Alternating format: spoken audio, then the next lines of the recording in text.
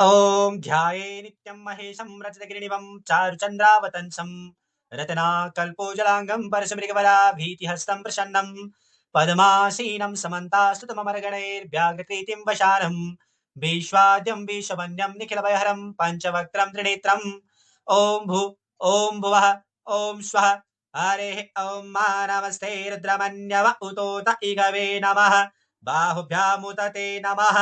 जाते रुद्रशिवा तनूरघोरा पापकाशिनी तया न सन्वासन्तमया गिरिसन्ताभिचाकसेः यामि खुङ्गिरिसन्तहस्ते विवर्गस्तवे शिवाङ्गिरित्रतां कुरु माहि घूसेः पुरुखं जगत्त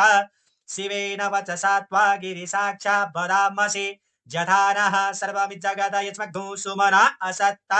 अद्य वोचदधिवक्ता प्रथमोदैव्योऽभिकक्क अहिंस सर्वान् जम्भया सर्वाच जातु धान्योद्धराचेः पराशुभ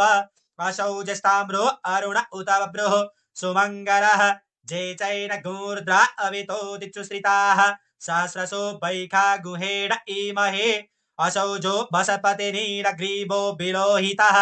उतैनं गोपा अदृशन्नधिसन्नुदहार्यः सदिशो मृडयातिनः नमोऽस्तु नीलग्रीवाय सहस्राक्षाय मीडुखे अथो जे अससत्वानो हन्तेभ्यो करन्नमः प्रमुञ्च धन्वनस्तुमभयो राक्तोर्जम् जासते हस इकवः पराता भगवो बप विचन्दनो कपर्दिनो विशल्यो बाणवा उत अने सन्न्यस्य इकव आवुरसनि गङ्गदेः जाते हेतेर्मेढुष्टमहस्ते बभूवते धनुः तयास्मान् विश्वतयस्मयस्मया परिभुज परिते धन्वनो हेतिरस्मान् नृणक्तो विश्वतः अतो ज इकोदिस्तवारे अस्मानिदेहितम् अवतत धनिष्ठघ्नूसहस्राक्षरे कुरे निशेषल्यानां मुखा शिवो नः सुमना भव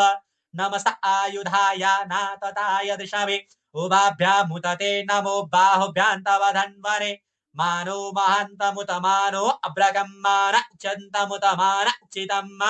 मानो वदेः पितरं मोतमातरं मानः प्रियास्तन्नोर्दरेरिकः मानस्तोकेतनये मान आयुखिमानो गोकुमानो स्वेकुरीरिकः